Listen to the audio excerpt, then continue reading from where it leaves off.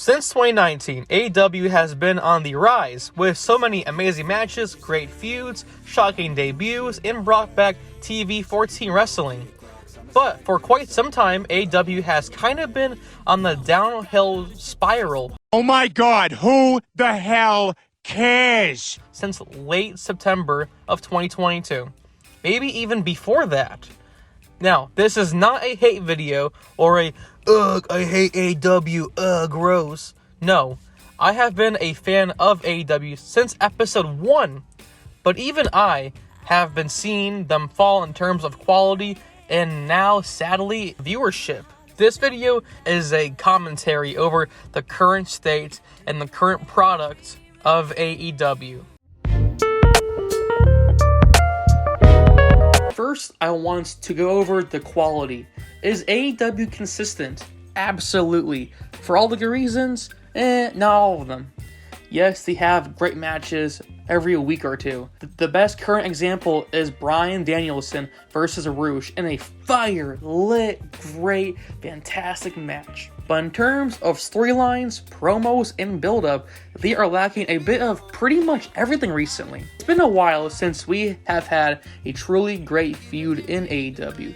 We have had some good ones with Christian Cage and Jungle Boy, some decent ones as the ongoing Wardlow versus Samoa Joe, but also a lot of boring, forgettable ones, like the current one between Saraya and Toni Storm versus Soho. So far, the booking for MJF as your top guy has been a bit lackluster. I mean, he's all of a sudden afraid of Bryan Danielson, but he was easily fighting Jericho, Punk, and Moxley, all former AEW World Champions. Yes, I get it. He's the heel. He's a coward. But makes him not look like a serious champion. He has had a few good matches between Starks and a few others, but in a lot of stuff, it's just been fine. Not anything groundbreaking like Omega, not anything monumental like Chris Jericho, and not anything that memorable like Jon Moxley's reign. It's been almost 3 months now, and he's not been doing anything great booking-wise. Him as a talent, MJF has been killing it. Don't get me wrong there. And also, it's still a better reign as CM Punk's reign as champion, both times. The rest of the show hasn't been that great either. The Acclaimed had a good, but kinda short tag team reign, but lost it to the Gun Club? Out of all people, the Gun Club? The Ass Boys are your new tag champions? Seriously? And man, I was so hyped for the Swerve heel turn, but turns out Isaiah Swerve has just been not doing a whole lot. I mean, he turned heel and had so much potential to just become a very forgettable faction leader on AEW Rampage. Now, speaking of that, the women's roster hasn't had that much growth in terms of direction and on storylines. Speaking of Rampage, it has been very very mediocre for almost a year now. I mean, Jade Cargill and Samoa Joe have been doing their job fine. Actually, they've been booked and been doing a very good job for what they have been booked for.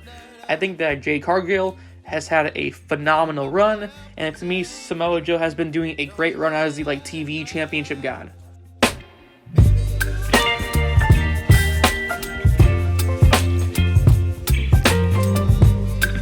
They're obviously trying to compete with Raw and SmackDown for the last few years now, and for a while I did actually enjoy AEW more than the two shows combined. Then Vinnie Mac got the boot, then came the game.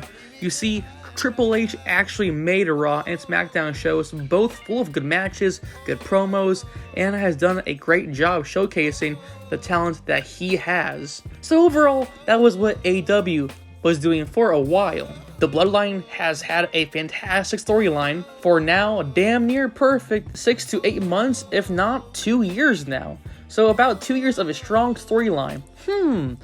Reminds me of Adam Page and Omega in terms of length. Versus what though? What is AEW doing to combat this? Well, it's Toni Storm and Saraya spray painting green on their opponents.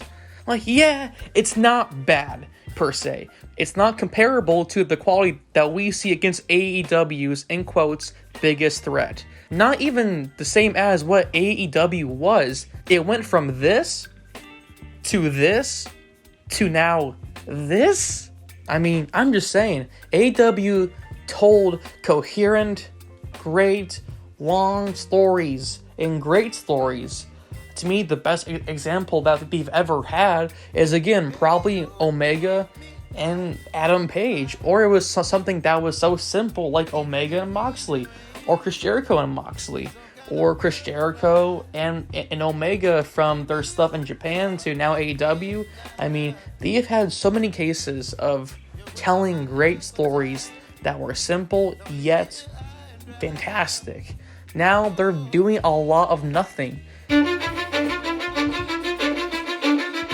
So ratings isn't everything, I know, but it still does show if you are growing, dying, or maintaining. And oddly enough, as soon as it hit November, AEW's ratings went from stagnant to flat out dying faster than possibly ever.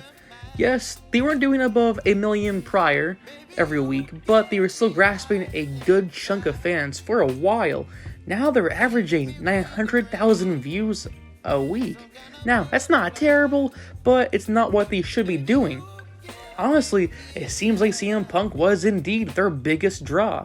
1 million views for over 4 weeks straight in a row. That's pretty dang good. Anyways, I am Justin, and thank you for watching.